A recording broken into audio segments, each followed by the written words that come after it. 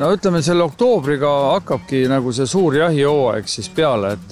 1. oktoobril algab ka koertega jaht ja ühisjaht, et seda loetaksegi selliseks suuremaks jahihooaja alguseks. Eks jahid käivad ju aasta ringi, et siin näiteks võõrliikidele kährik, mink ja seakatku aeg ka metsiga on aastaringne jaht, aga põhimõtteliselt ikkagi on niimoodi, et kevadel ja suvel on siis selline vaiksem hooaeg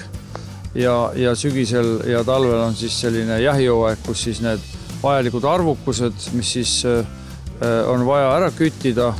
ja need on ette antud meil siis teadlaste poolt, nii et see tänapäeva jaht on teadus- ja teadmiste põhine,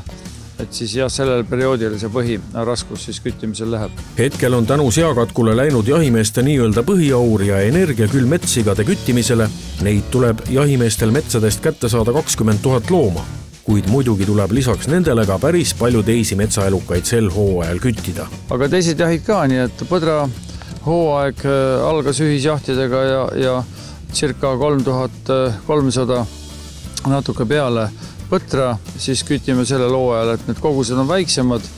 Metskitse arvukus on väga madal, nii et siin riik ei survesta ja siin kütitakse minimaalselt, võib-olla saartel, kus siis on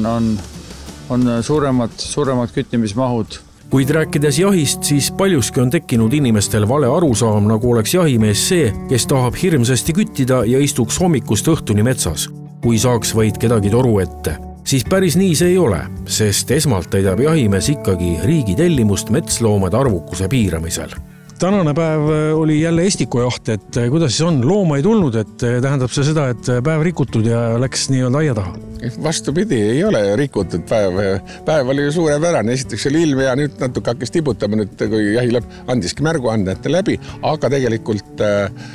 alati loetakse jahti õnnestunuks, kui loom on nähtud ja no, ma arvan, et me neid loomast ja erinevaid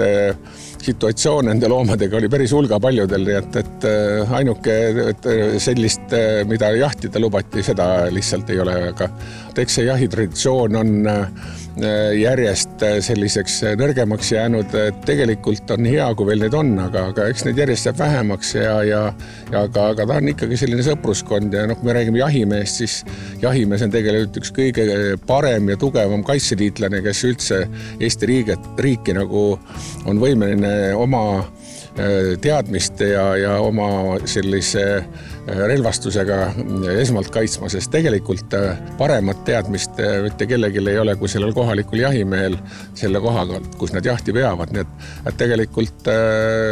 see jahitraditsioon on kasulik ka riigikaitsele oluliselt. Kuidas need metsades hetke olukord on sinu kui jahimehe käest, et kes vaata, et praktiliselt igakuiselt käib metsas, et kuidas olukord on? Eks olukord on väga erinev ja tõesti on neid situatsioone juba liialt palju, kus meie kiskjate osakaal on liialt suur ja õnneks on siiani läinud, et ei ole veel neid õnnetusi olnud, aga siin tuleb 3 korda üle õla sülitada, et neid ei juhtuks, aga järjest rohkem on see pealetung nende loomade puhul küll karjadele, küll isegi koduloomadele ja see on väga halb märk, et me peame siin natukene olema ka ettevaatlikumad ja mõtlema ette, et sellised asjad ei läheks igapäevaseks ja tõsiseks, et